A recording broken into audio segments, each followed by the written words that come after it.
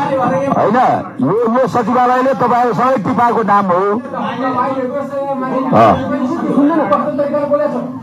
होइन एकछिन न होइन ठिक छ आफ्ना आफ्ना कुरा गरौँ कि अहिले मान्यजी बोल्दै हुनुहुन्छ बोल्नुहोस् एकछिन ठिक छ आफ्नो कुरा आफूले ढुक्क गरी राख्न पाउने हो ल ए सुन्नु न मान्यजीहरू आफ्नो कुरा आफूले ढुक्क गरी राख्न पाउने हो ए मान्यजी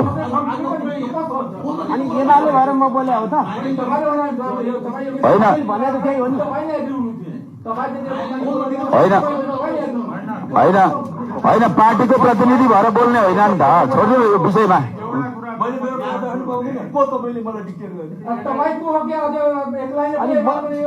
मलाई सुन्नुहोस् मलाई सभापतिले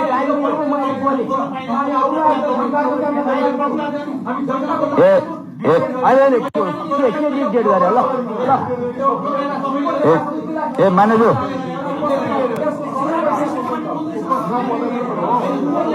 हुन्छ ए मान्यजीहरू एकछिन न तपाईँ होइन हरेक मान्यजीहरूले एकछिन न अमरेशजी ए अमरेश मान्यजी एकजना ए भाइ एकछिन होइन होइन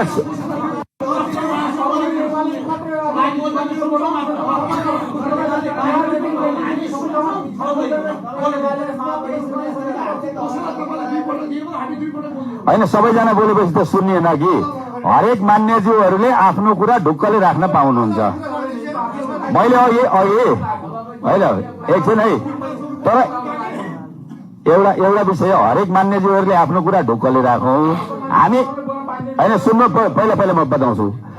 पहिलो कुरा चाहिँ के हो भने हामीले पहिलो दिनै नियमावली बनाउँदाखेरि सबैले नियमावली पढौँ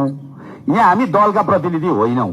हामी बारेमा कुरा गरे हामी दलका प्रतिनिधि यहाँ चाहिँ यो समितिमा होइनौँ